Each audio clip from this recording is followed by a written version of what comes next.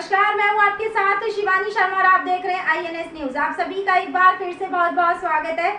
कल्याण पूर्व के कचोरे बस्ती गांव के होलीपेट स्कूल में श्री राम सेवा मंडल कल्याण शहर की ओर से राष्ट्रीय स्वयंसेवक संघ के शताब्दी वर्ष के उपलक्ष्य में एक हिंदू सम्मेलन का आयोजन किया गया, जिसमें प्रमुख वक्ता के रूप में सारिका शेखर कुलकर्णी ने महिला सहभाग और पंच परिवर्तन और श्री गौर गोपाल पाड़ी ने संघ शताब्दी यात्रा तथा बाल गांव के विकास, महाराज बोराड़े ने संत वागम्य व वारकरी परंपरा जैसे विषयों पर लोगों का मार्गदर्शन किया। इसके साथ ही दुर्गा वाहिनी की बेटियों ने हिंदू संस्कृति पर आधारित गीतों व पथनाट्य के माध्यम से समाज प्रबोधन का संदेश दिया। आपको बता दें कि इस अवसर पर प्रमुख अतिथि के रूप में स्थानीय नगर सेविका सौ रेखा ताई चौधरी, राजन चौधरी, प्रकाश चौधरी, जय गुरुदेव गौशाला सेवा भावी संस्था के अध्यक्ष कबीर चौधरी, प्रदीप गायकवाड़, श्याम कोठारे, श्री राम सेवा मंडल कल्याण शहर अध्यक्ष अतीश चौधरी, सुमित पालीवाल, स्थानीय पुलिस प्रशासन संघ के योगेश तांबे, संतोष होलकर, डॉक्टर पिंगले तथा स्थानीय महिला वर्ग बड़ी संख्या में उपस्थित रहे। पेश हमारे कल्याण के संवाददाता संजीव चौधरी की एक खास रिपोर्ट। जय श्री राम। आज विराट हिंदू संमेलनाचा कार्यक्रम कचोरे वस्तीमधनं करण्यात आलेला आहे आणि या कार्यक्रमामध्ये स्थानिक जे समितीचे कार्यकर्ता आहेत, हसमुख गुप्ता, संतोषजी पांडे, प्रथमेश तिवारी,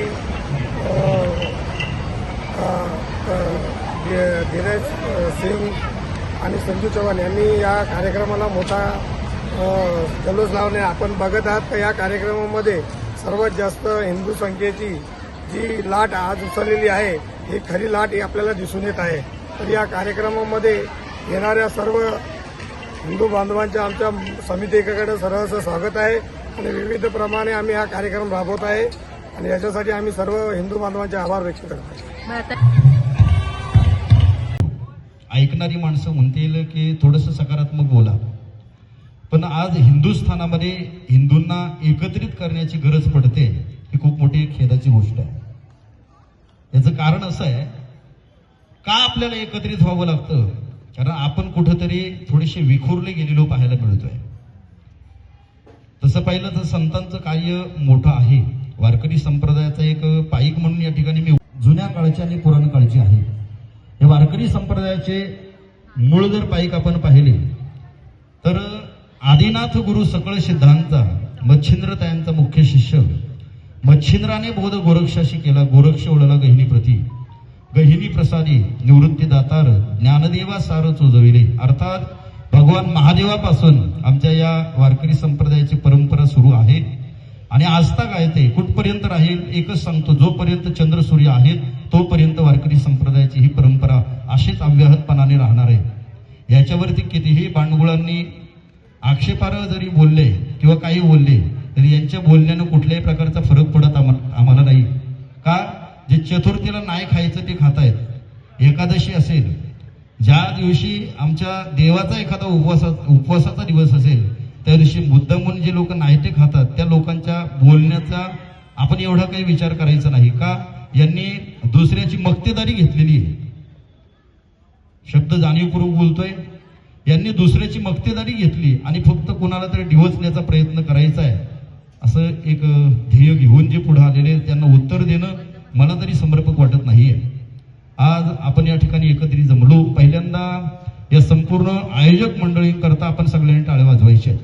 कधी होतात ज्या वेळेला आपल्यातनं एखादा जातो ना त्यावेळेला चार माणसं गोळा होतात।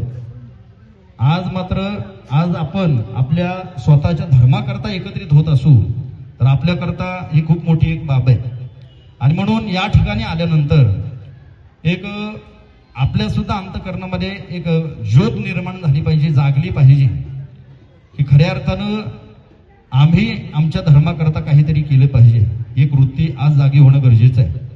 आज परिस्थिती आपल्याला अशी पाहायला मिळते की परकीय अनेक आक्रमणं सध्या आमच्यावरती तुटून आहेत, पण हे सगळं जरी घडत असलं तरी एक गोष्ट आपल्याला लक्षात घ्यायची आहे की परकीय अतिक्रमण का आपल्यावरती आक्रमण करतायत याचं एक कारण आहे, आपण सध्या विखुरलेलो आहोत। कोणी जातीमध्ये विखुरला, कोणी भावकीमध्ये विखुरला, कोणी समाजामध्ये विखुरलेला आपल्याला पाहायला मिळतोय। आज या ठिकाणी आलेला कोणी जातीचा नाहीये,